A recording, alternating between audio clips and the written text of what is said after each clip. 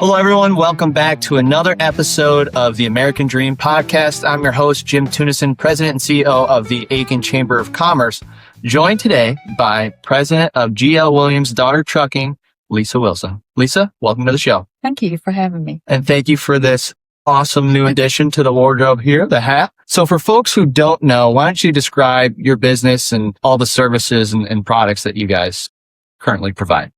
So we are in the mining business. So we have 6 sand mines. So we're mining sand, clay, mortar, sand, topsoil, fill. And we're also composting at one of those sites. So we're bringing in horse manure from our roll-off division and other, green debris and composting that. We also recycle concrete and asphalt and crush those and make a good aggregate for driveways. So like I said, the roll-off business as well.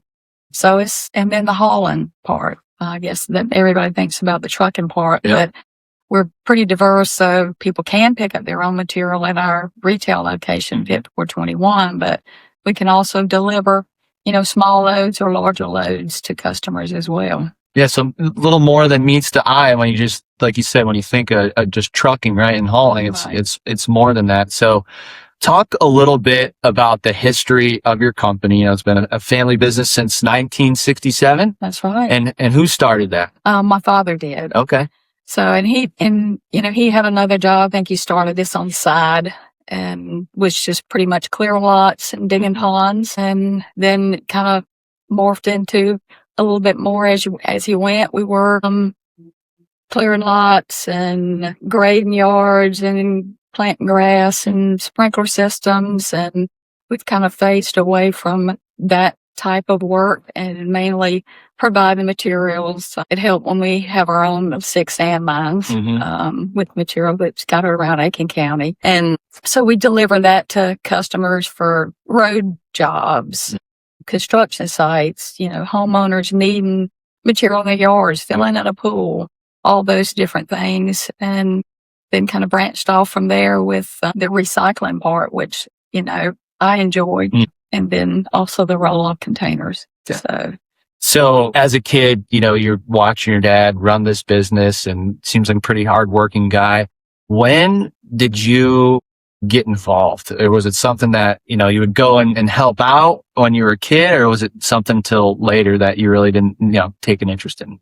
It's a family business, so everybody was involved in working as we grew up. My brother, sister, mother, handling the office, but both my parents instilled a good work ethic in us. And so I learned how to drive all the tractors, learned how to drive a dump truck. When I went to school, I drove a school bus. So that helped get my CDL so I could, drive the dump truck as well. So, but I didn't plan on doing this as, my life's career. Yeah. So when did that thought pop into your head? I mean, did you pursue another career before eventually coming back to this, or how did that all come about? How did that seed get planted? I did. I went, I had worked with a veterinarian when I was younger because I always wanted to be a veterinarian, and I liked the lab work.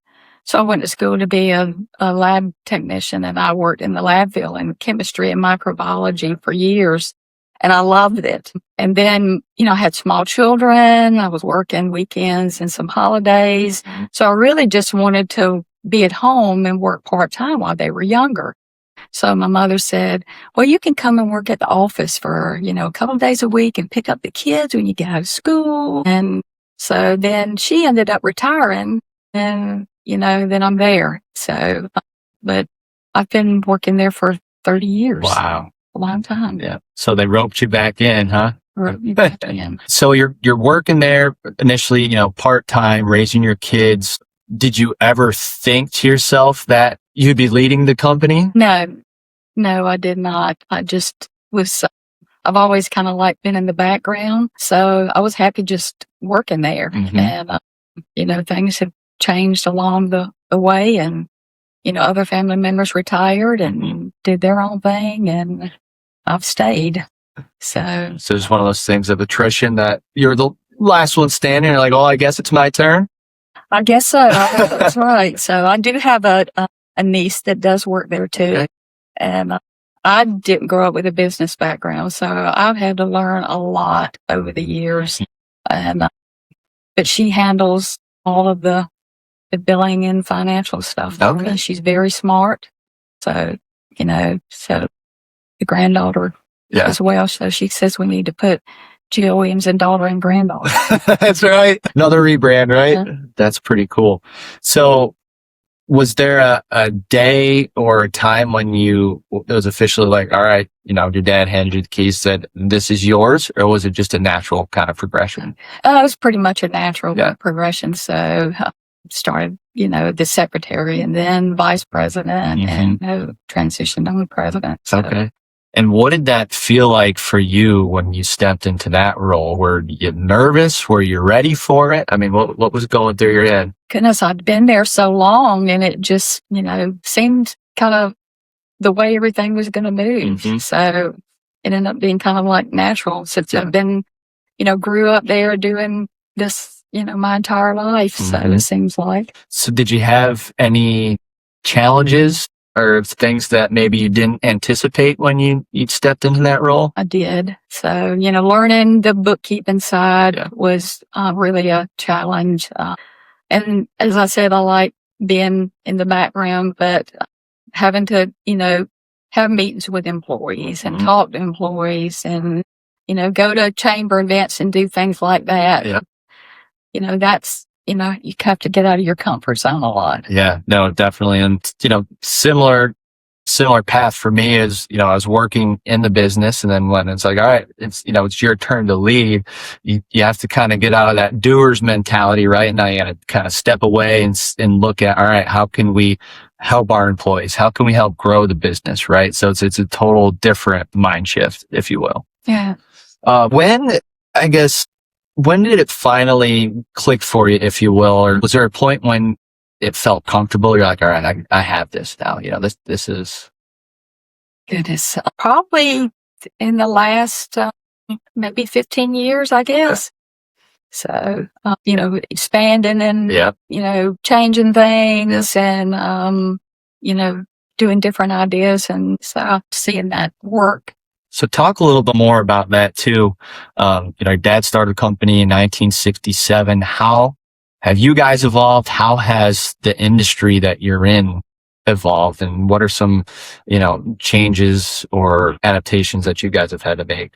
Well, technology has changed tremendously. Even with the marketing part of that, it was Yellow Page ad and then you get a website. So all of these different things I've had to learn as we go. And now that's even changing even more with, all the AI and mostly using that for marketing instead of, traditional means. Equipment has changed. All the new technology on equipment is good, but it's also bad because it doesn't last as long and you're constantly got problems. So where you could work on things yourself in house, you can't do some things anymore. Got to wait for the specific part to come in. That's right. And take it to the shop because of all the electronic and all of that technology. Permits and regulations have gotten, tougher. Then the way that, contractors are doing business now is totally different.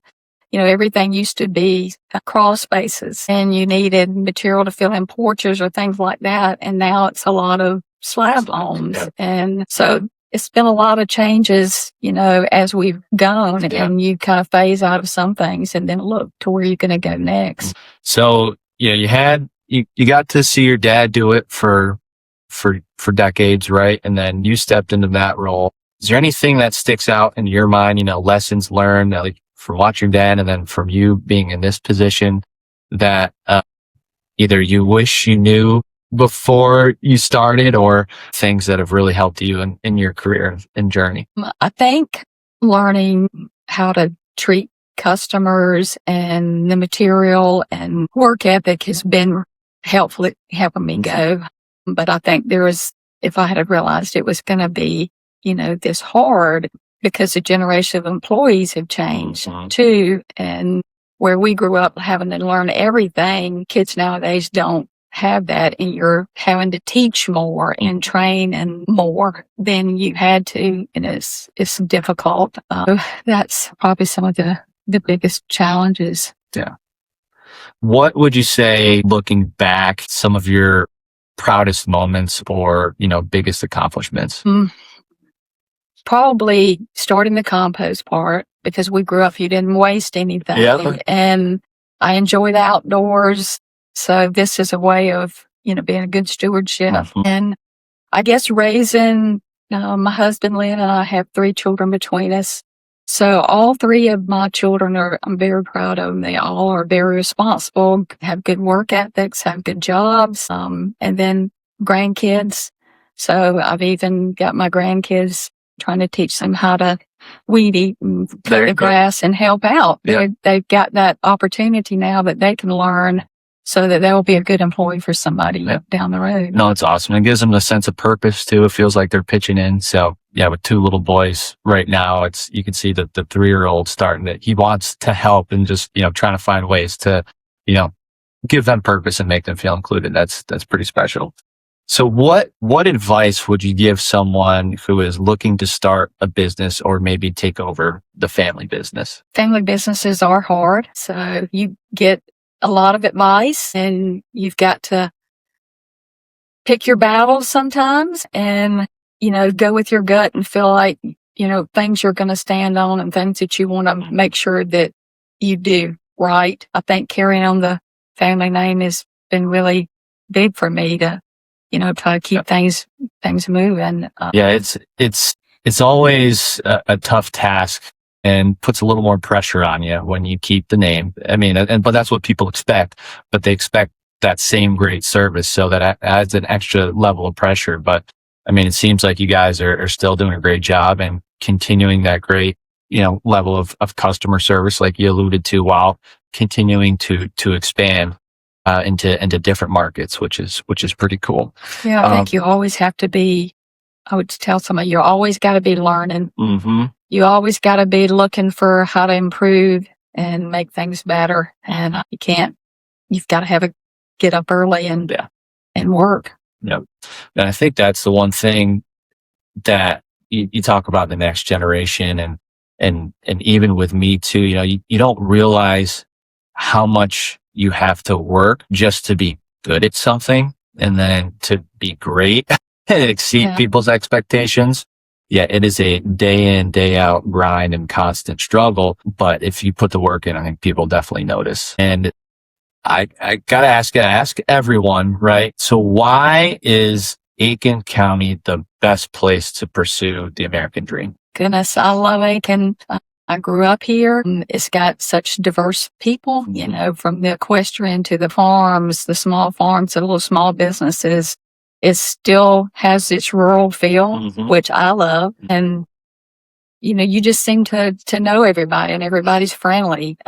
And I really like that. We've dealt with some of the same people for years and you end up kind of building those relationships that, keep going. Yeah. And they become family too, essentially, That's right? All right. So I'll give you the last word. What do you want people to know about your business and where can they go to learn more about what you guys do? You can go to our website and it's, rockandhall.com. We also have a retail location at Hit 421 at 444 Augusta Road. You can go down there and see our products. You can come with a pickup load and get material. You come bigger truck and get material or have it delivered. So we're not just trucking. We're, delivering products and roll-off containers and recycling to keep this area clean. No, I think that's, one thing I like about doing these interviews is even I learned something new about each individual and each business that comes on here. I didn't realize the array of different services and the things that you guys were involved with. So pretty cool getting to learn that. But Lisa, it's been a pleasure. Thanks for joining us today. All right. Thanks for having me.